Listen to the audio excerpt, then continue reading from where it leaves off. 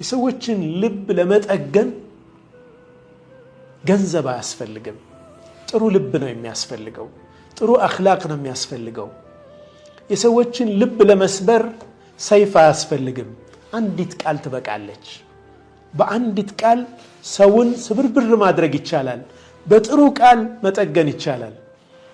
ያ አዩሃ አለዚነ አመኑ ሰሉ ዐለይሂ ወሰልሙ ተስሊማ اللهم صل على محمد وعلى آل محمد كما صليت على إبراهيم وعلى آل إبراهيم وبارك اللهم على محمد وعلى آل محمد كما باركت على إبراهيم وعلى آل إبراهيم إنك حميد مجيد اللهم አንቱን ቢናፍቅ አንጀቱ ቆስሎ እንደ ሰው ቢኖር ቢራመድ ቅሎ ህልሙ ጠይባ ናት እዚህ ቁጭ ብሎ አላገሩልን መግባት መውጣቱን ወይ አንችልኛ ከሩቅ ማየቱን መላሳጥተው አንከራተቱን ቢቀለኝ ብዬ ወንድም እህቶቼ ልብ ብላችሁ ስሙኝ። በትንሽ ሥራ በጣም ትልቅ ምንዳ የምታገኙበትን አንድ ሥራ ልጠቁማችሁ።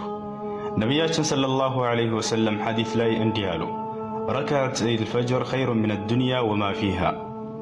ከሱብሒ በፊት የምትሰገደዋ 2 ረክዓ የሱና ሶላት አጠቃላይ ከዱንያ እና ላኢላሃ ኢለላህ ብቻ ነው ሰበቡ።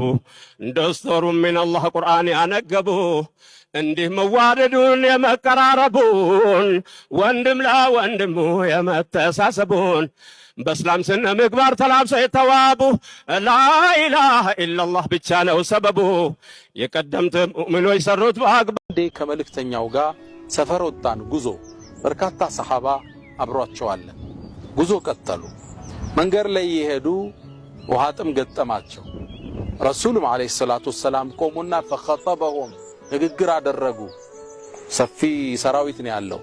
ነገ እዚህ ቦታ ላይ ውሃ ታገኛላችሁ። በዱንያ ስንት ዓመት ነው? 60 70 100 አኺራሳ ለዘላለም ትኖራለህ። ኻሊዲነ ፊሃ አበዳ ለዘላለም ነው። አኺራ በሚሊዮን አይቆጠርም፣ በትሪሊየን አይቆጠርም። አኺራ ዘላለማዊ ነው።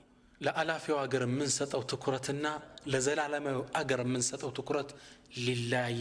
ራሳችሁን ሆናችሁ የሚጠላችሁን ውደዱ፣ ፍቅርንም ስጡት። የሚረግማችሁን መርቁ፣ የበደላችሁትንም ይቅርታ ጠይቁ። የበደላችሁን ይቅር በሉ፣ የሚንቃችሁን አክብሩ፣ ለከዳችሁ መልካም ምኞት ተመኙለት። እንደዚህ ስታደርጉ ሰላም፣ ደስታ እንዲሁም የአእምሮ ረፍትን ታገኛላችሁ። ሁሌም መልካም ሥራ ስሩ።